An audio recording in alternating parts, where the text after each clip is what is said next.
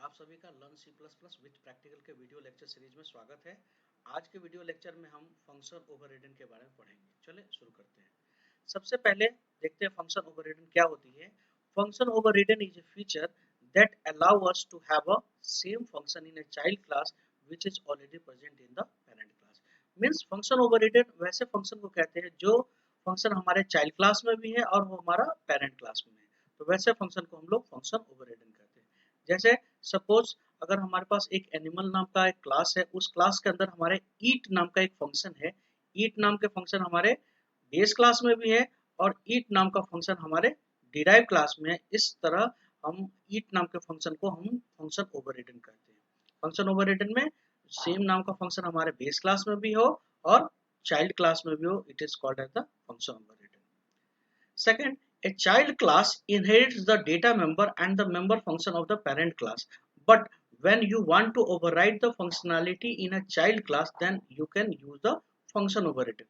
जैसे हमें मालूम है इनहेरिटेंस के रूल के अकॉर्डिंग टू, जैसे हमारा कोई भी बेस क्लास और चाइल्ड क्लास एक दूसरे से कनेक्टेड है, तो चाइल्ड क्लास के ऑब्जेक्ट, जैसे हमने चाइल्ड क्लास का ऑब्जेक्ट बनाया ओबीजे, चाइल्ड क्लास के ऑब्जेक्ट के पास ये राइट्स है कि वो ईट नाम के फंक्शन और बेस क्लास के ईट नाम के फंक्शन को वो कॉल कर सकता है। लेकिन अगर हम ये चाहते हैं कि हमारा ईट नाम का फंक्शन डिराइव क्लास में भी हो और इसकी फंक्शनैलिटी अलग हो, तो उस सिचुएशन में हम लोग ईट नाम के फंक्शन को ओवरराइड करते हैं।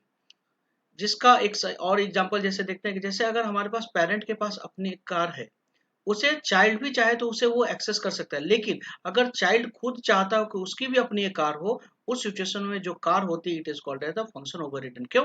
क्योंकि कार हमारे पेरेंट के पास भी है और कार हमारे चाइल्ड के पास भी होती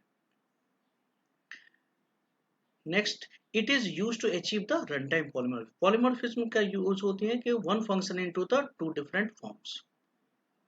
It enable you to provide a specific implementation of the function which is already provided by its base class. इसमें हमारे जो इम्प्लीमेंटेशन होती है जैसे हमारे बेस क्लास में होती है, सेम नाम का फंक्शन हमारे डिराइव क्लास में होती है। अब हम इसे एक प्रोग्राम के थ्रू देखते हैं कैसे वो हमारे परफॉर्म हो रहे हैं।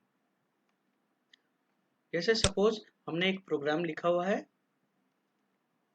यहाँ इस प्रोग्राम में हमने क्या किया कि एनिमल नाम का एक हमारे बेस क्लास है, इसके अंदर हमने एक ईट नाम का मेंबर फंक्शंस लिखा हुआ है और यहाँ हमने एक क्लास बनाया हुआ है कैट नाम का क्लास, जो ये एनिमल नाम के क्लास को इनहेरिट करता है। तो यहाँ पर हमारे कैट नाम का जो क्लास हो गया it is called as the derive class और एनिमल नाम की क्लास हो गए वो हमारे बेस क्लास हो गए।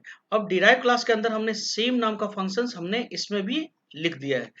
जैसे हमने लिखा इसमें वाइड ईट नाम का फंक्शन, ये ईट नाम के फंक्शन हमारे बेस क्लास में भी लिखा हुआ है, ये बेस क्लास में भी लिखा हुआ है और यही सेम नाम का फंक्शन हमारे डिराइव क्लास में लिखा हुआ है। दिस मीन्स कि जो ईट नाम का फंक्शन है वो हमारे फंक्शन ओवररिडन कहलाएगा। अब हमने डिराइव क्लास का एक ऑब्जेक्ट बनाया ओबीजे के नाम से।